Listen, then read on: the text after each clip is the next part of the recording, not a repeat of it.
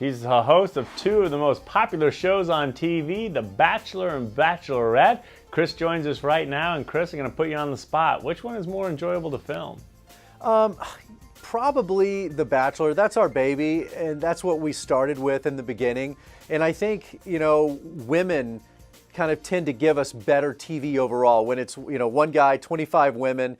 Guys are just, I think we're just too simple. We're not smart animals, and I think we settle our grievances too quickly. If you have a beef, it's not going to fester over weeks. Guys just kind of clash heads, and then it's over and we move on, and that's not necessarily the best TV. So I'd probably have to go with The Bachelor.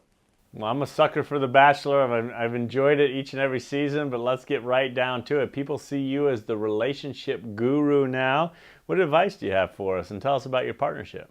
Yeah, well, I guess it really came about working with the Academy of Periodontology because of what I do and what I've been doing for 12 years, which is helping people make that lasting first impression, because really so much of The Bachelor and Bachelorette honestly comes down to that first night and getting out of the limo and flashing that smile, and then that first, face-to-face interaction where you're talking. And, I've had, problems before where a bachelor or bachelorette would come to me and say, this person was attractive, but yellow teeth and puffy gums and bad breath. And so I was happy to jump on this campaign, Love the Gums You're With, and work on the fact that 1 in 2 adults over the age of 30 suffer from gum disease, which is astounding to me that either you or I, average says, we have gum disease.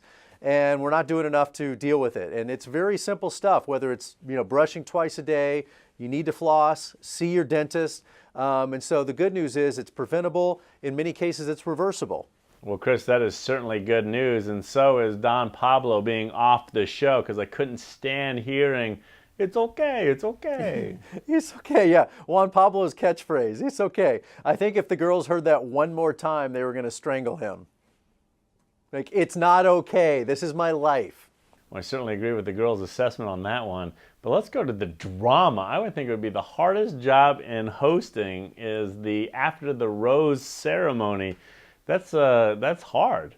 Well, sometimes it's easy skating, and it's Sean and Catherine, and it's a fairy tale ending, and it's just really sappy and happy, and we're all glad to be there. Then you have those moments like Juan Pablo, or even you can go back to like Jason, Molly, and Melissa years ago for those Bachelor fans that remember when he pulled the old reverse when he broke up with one girl and asked the other girl to join. And so sometimes, there's a chair and I literally want to crawl in a hole under my chair. Well, Chris, you're the quintessential host. You do a great job. And before we go, given your tremendous success, what have you learned on your journey that you can share with the rest of us? Well, it's the same thing that I teach my kids, and that is, if you know you cannot fail, what would you attempt to do? And I've always lived that way. I've always felt that way, that if you know you can't fail, just think of the things you would try. And so I just throw it out there and I go, and I just try and go get it. And I always feel like I have my family, my friends to fall back on. And so I hope my kids have that feeling of knowing that they can't fail and they'll go try and do anything. Well, Chris, I love that advice. I'm sure it's going to serve your kids especially well. And thank you so much for joining us. And I look forward to tuning into the next episode of The Bachelor. All right, Conn, take care.